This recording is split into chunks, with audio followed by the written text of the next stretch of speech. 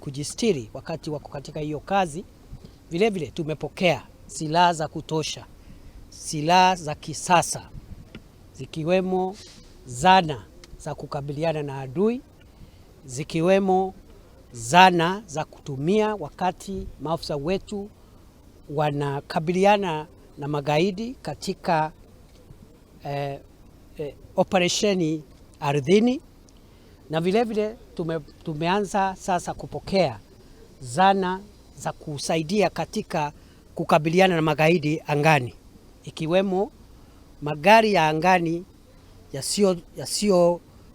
yasiyoendeshwa na watu wowote, magari ambayo yanajipeleka yenyewe na mwenye kujaendesha hayuko karibu.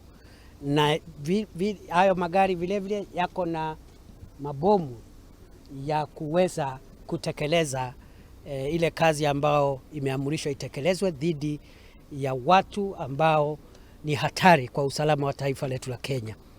Kwa hivyo ile sehemu ambazo magari haya na zana zingine ambazo nimetaja zitatumika ni katika eneo la kaskazini mwa taifa la Kenya, ambapo tumekuwa na tisho kwa zaidi ya karibu miaka 15 sasa, tatizo la ugaidi kwa sababu ya wanamgambo ambao wameumiza watu wengi na kuleta maafa katika sehemu ile.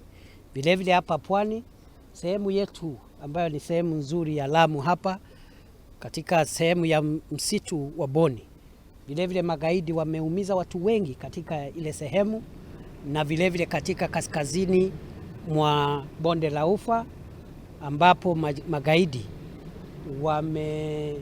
wameumiza watu wengi wakijizingizia ni wezi wa ng'ombe, ili hali ni magaidi. Those criminals have been pretending to be cattle thieves. They are not cattle thieves, they are terrorists. So sasa tuko katika nafasi nzuri ya kuokoa maisha ya maafisa wetu, kuhakikisha kwamba itakuwa vigumu maafisa wetu kupatikana na adui, na vile vile watakuwa na njia ya kufika haraka katika maeneo ambayo hayafikiki haraka. Na hii inaonyesha kwamba serikali ya Kenya imejitolea kuhakikisha kwamba maafisa wetu wamelindwa na wamepewa zana na vifaa ambavyo wanahitaji kujisitiri hao wenyewe wasiumizwe na adui, na vile vile kusaidia kupambana na adui na kuumiza adui kabla ya adui kuwaumiza maafisa wetu ama kuumiza wananchi wa taifa la Kenya. Kwa hivyo kama Mheshimiwa Rais alisema, mambo ni matatu. Nake mwandiki mukaru ministry-ini ya ugitiri wa thiini Raymond Omolo ni augite ni mathi na mbere